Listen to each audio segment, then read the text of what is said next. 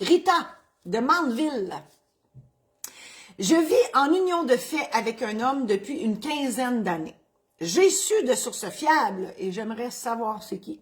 La source fiable, l'histoire ne le dit pas, qu'il vient de faire un testament. Alors, je le soupçonne. Donc, je comprends que votre conjoint vient de faire un testament. Ça doit être une discussion qui s'est passée au Tim Hortons. C'est comme rien. Je le soupçonne de ne rien me laisser advenant son décès. Est-ce que je peux avoir accès au contenu de ce testament? La réponse est non. Et d'ailleurs, c'est pour ça qu'on fait chacun son testament. Un testament, c'est un acte de volonté pur et simple.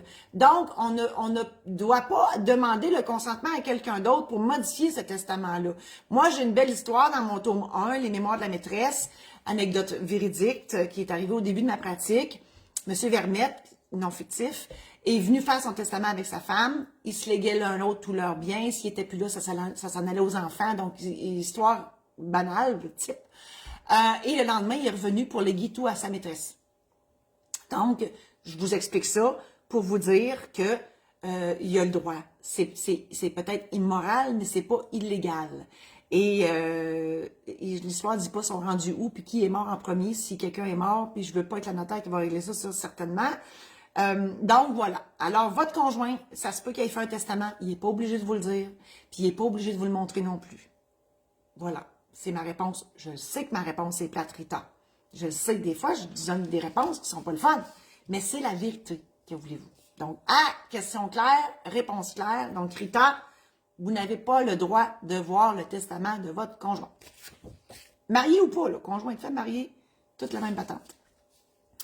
Alors, bonne fin de journée. Merci infiniment d'être là. Je vous invite à aller sur mon site internet marie-josée-saint-laurent.com pour voir mes services. Vous pouvez toujours me consulter, bien évidemment, avec des honoraires parce qu'il faudrait que je mange un petit peu de temps en temps.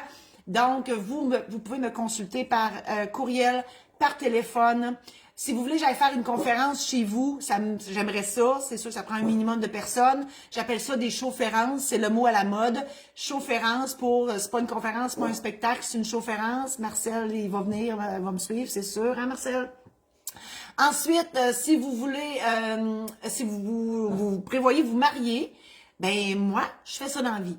Je célèbre des mariages à la grandeur du Québec et c'est toujours un plaisir de le faire.